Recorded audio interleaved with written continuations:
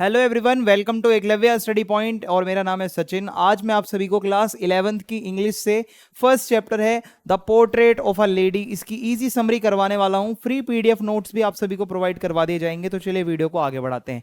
अगर आपकी कोई भी क्वेरी होती है तो आप हमें इंस्टाग्राम पे मैसेज करके पूछ सकते हैं। जो मेरा यूजर नेम है वो आप सभी के सामने लिखा हुआ है। अगर आप कुछ भी पूछना चाहें तो आप कभी भी मैसेज करके पूछ सकते हैं। और अगर आपको हमारे फ्री पीडीएफ नोट्स डाउनलोड करने हो तो आपको टेलीग्राम ऐप को डाउनलोड करना है सबसे पहले। और टेलीग्राम ऐप पे आपको सर्च मारना है क्लास 11 ESP। ठीक है, ये हमारा ग्रुप है, यहाँ पे हम आपको टाइम टू टाइम पीडीएफ्स देते रहेंगे। तो आज की जो हमारी स्टोरी है उसको लिखा है खुशवंत सिंह ने, जो कि ऑथर हैं, और उन्होंने बताया है कुछ अपना एक्सपीरियंस लाइफ का कि भाई उनकी जो मदर थी वो किस तरीके की थी। सो ये जो स्टोरी है आज की हमारी, the portrait of a lady, ये एक रिश्ता है, एक बॉन्ड है। ठीक है, अपना जो आपकी दादी माँ होती है ना, हम सभी की कभी ना कभी दादी माँ रही होगी, किसी की अभी भी होगी, किसी की इस दुनिया में नहीं होगी। तो जो दादी माँ का और एक पोते का जो बॉन्ड होता है, बहुत प्योर और बहुत प्यारा बॉन्ड, वो इसमें बताया गया है।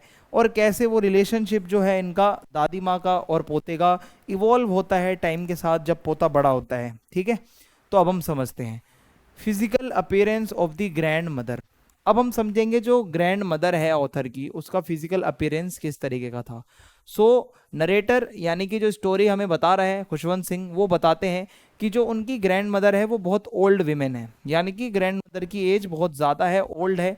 और वो इतनी ओल्ड हो चुकी हैं कि अब तो भाई वो इससे ज़्यादा ओल्ड हो ही नहीं सकती। जो बूढ़े होने की भी लास्ट लिमिट होती है वो लिमिट पार कर चुकी है, कि अब जो उनकी ग्रैंड मदर है भाई वो बहुत ज़्यादा बूढ़ी हो चुकी है। और कुछ इस तरीके से दिखती है उसकी ग्रैंड मदर जो है, फेस पे झुर्रियां हैं।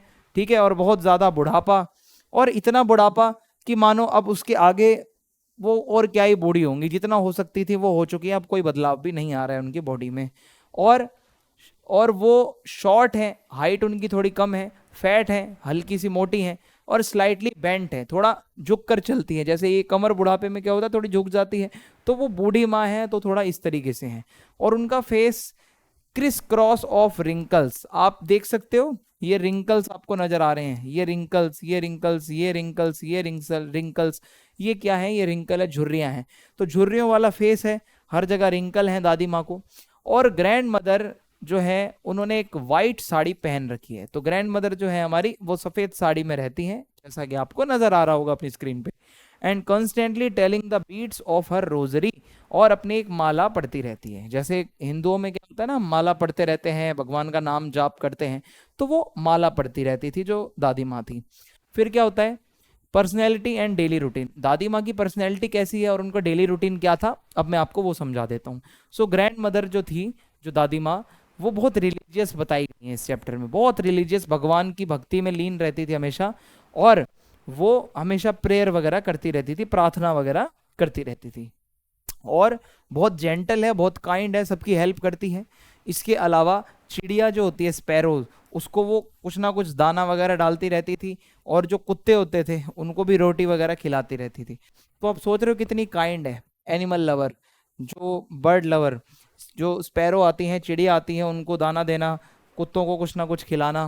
तो कुछ इस तरीके से हमारी दादी माँ के बारे में बताया गया है, जो आपको नजर आ रहा होगा कि बहुत काइंड थी वो। ठीक है, आगे बढ़ते हैं अब हम। The bond between the narrator and his grand mother, अब हम समझने जा रहे हैं जो हमारे नरेटर खुशवंत सिंह है उनका बॉन्ड किस तरीके से था अपनी ग्रैंड मदर के साथ में। ओके, आगे बढ़ते हैं। देखिए, चाइल्डहुड की बात है, सबसे पहले चाइल्ड बचपन से शुरू करते हैं, बॉन्ड कैसा था। जो नरेटर है उसको याद आता है जब वो बहुत छोटा था, when he lived with his grand mother, जब वो अपनी दादी माँ के साथ रहता था गाँव में। तो ग्रैंड मदर उसको सुबह जल्दी उठाती थी, उसको नहलाती थी, उसको कपड़े पहनाती थी, तैयार करके उसको स्कूल तक छोड़ के आती थी। ये दादी माँ करती थी, बचपन के दिन है, चाइल्डहुड डेज की बात हो रही है, और दादी माँ बहुत केयर करती थी उसकी। देन उसके बाद जो स्कूल था उसके पास में ही एक मंदिर भी था, टेम्पल था, यानी कि एक मंदिर बिल्कुल पास में था। फिर वो क्या होता था कि जो दादी माँ है वो बच्चे को स्कूल छोड़कर प्रार्थना करने के लिए, प्रे करने के लिए मंदिर चली जाती थी। ठीक है, और उसका पोता क्लास ले रहा होता था। फिर उसके बाद उनका बॉन्ड बहुत अच्छा था भाई, दादी माँ का और हमारे जो नरेटर हैं, ठीक है, खुशवंत सिंह जी। और फिर क्या होता है, वो बहुत टाइम स्पेंड करते थे दोनों साथ में जाते थे, वापस भी स्कूल में साथ आते थे, वो चलते हुए वॉक करते हुए, और रास्ते में कुत्तों को कुछ ना कुछ खिला देती थी जो दादी माँ थी। और जो वो जैसे रात की रोटी बच जाती है तो अगले दिन कुत्तों को डाल देते हैं, गाय को डाल देते हैं, तो स्टेल चपाती जो होती थी रात की वो कुत्तों को डाल दी जाती थी, और वापस आते समय ये सब उनका चल रहा था। अब एक टाइम आता है जब जो हमारे नरेटर खुशवंत सिंह है उनको मूव करना था सिटी में, अब उनको शहर में जाना था। So the narrator and his grandmother move to the city. अब ये शहर में आ जाते हैं क्योंकि जो नरेटर है खुशवंत सिंह जी, उनके पेरेंट्स ने उनको बुलाया, खुशवंत सिंह के पेरेंट्स ने बुलाया शहर में, वापस आ जाओ बेटा, और दादी माँ को भी साथ ले आओ, और वो फिर शहर में सेटल हो गए। अब क्या होता है, यहाँ से रिलेशनशिप थोड़ा चेंज होने लगता है। एक गांव में जो थे वो अलग माहौल था, दादी माँ उसको लेकर जाती थी, छोड़कर आती थी, मंदिर था गांव में। और अब क्या होता है कि जब वो खुशवंत सिंह शहर है हमारा नरेटर, और वो अपना स्कूल ज्वाइन करता है, तो वो स्कूल इंग्लिश मीडियम का था भाई, इंग्लिश मीडियम स्कूल था। और आप ये समझ लो कि उस स्कूल के अंदर इंग्लिश और साइंस पढ़ाई जाती थी, लेकिन रिलीजियन के बारे में कुछ भी नहीं पढ़ाया जाता था। रिलीजियस एजुकेशन, हिंदू धर्म से रिलेटेड कोई भाई वैसी बातें, उपदेश वगैरह नहीं दिए जाते थे। इंग्लिश मीडियम में पढ़ाई होती थी, साइंस और इंग्लिश पढ़ाई जाती थी। दादी माँ को ये पसंद नहीं था, दादी माँ को लगता था कि भाई ये तो बिल्कुल ही अंग्रेज बना देंगे मेरे पोते को, क्योंकि गाँव में कुछ तो पढ़ाया जाता था। अब टाइम आता है सेपरेशन का। अब हम समझेंगे कि यहाँ से भाई सेपरेशन कैसे हुआ, आखिर दादी माँ और ये जो पोता है ये कैसे अलग हो गए, वो समझते हैं। देखो, हायर स्टडीज के लिए अब जो हमारे खुशवंत सिंह जी जो पहले बहुत छोटे थे, अब इनको अपने हायर स्टडीज के लिए बाहर जाना था। सो होता क्या है, जब नरेटर खुशवंत सिंह बड़े होते हैं तो उनका अपनी दादी माँ के साथ इंटरेक्शन बहुत ही लिमिटेड हो जाता है, बहुत कम बातचीत होने लगती है। एक होता है ना यार, बचपन में हम छोटे होते हैं, दादी नानी के पास ही रहते हैं, जैसे जैसे हम बड़े होते हैं, जिम्मेदारियां बढ़ती हैं, हमारी पढ़ाई आगे बढ़ती है, तो हमें दादी माँ वगैरह से मिलने का टाइम नहीं मिल पाता। सो वो अपना अब अलग रूम लेके रहने लगा, ठीक है, पर्सनल रूम मिल गया उसको अपना। फिर क्या होता है, जो नरेटर है वो अपनी हायर स्टडीज़ के लिए जब जा रहा होता है तो वो पहले यूनिवर्सिटी में एडमिशन लेता है, यूनिवर्सिटी में पढ़ता है, फिर वो अब्रॉड चला जाता है, इंडिया से बाहर। तो अब जब इंडिया से बाहर चला जाएगा तो पूरा ही कनेक्शन टूट गया ना भाई। ग्रैंड मदर का रिएक्शन क्या होता है इस पे वो समझो। तो ग्रैंड मदर बहुत ही ज़्यादा ऐसी हो जाती है, स्टोइक। स्टोइक का मतलब होता है कि वो कोई एक्सप्रेशन नहीं बता पा रही है कि वो कैसा फील कर रही है, बहुत स्टोइक हो जाती है कि भाई जो मेरा पोता है नरेटर है वो अब जाने वाला है, ठीक है, वो डिपार्चर उसका होने वाला है 5 साल के लिए, वो विदेश चला जाएगा, अब्रॉड चला जाएगा फॉर दी 5 ईयर्स। फिर वो क्या करती है कि भाई वो शांत रहती है, एकदम काम रहती है, और प्रे करती है उसकी सेफ्टी के लिए कि मेरा बच्चा सेफली पहुंच जाए, जो मेरा पोता है सेफली पहुंच जाए। The reunion and the final days. अब जब उसका पोता वापस आता है इंडिया तो इनकी रीयूनियन होती है अपनी दादी के साथ में, और वो दादी के फाइनल दिन चल रहे होते हैं, दादी जी की डेथ होने वाली होती है। तो कैसे है आगे मैं आपको बताता हूँ। See, return from abroad. So narrator जब वापस आता है अब्रॉड से 5 साल बाद, तो जो ग्रैंड मदर है वो बहुत खुश हो जाती है कि आज मेरा बेटा वापस आ रहा है, मेरा पोता वापस आ रहा है। वो इतनी खुश हो जाती है, बहुत खुश, पूरे शहर में ढिंडोरा पिटवा देती है। और for the first time she abandon her prayer, अपनी प्रार्थना भी छोड़ देती है यार, वो इतना खुश हो जाती है।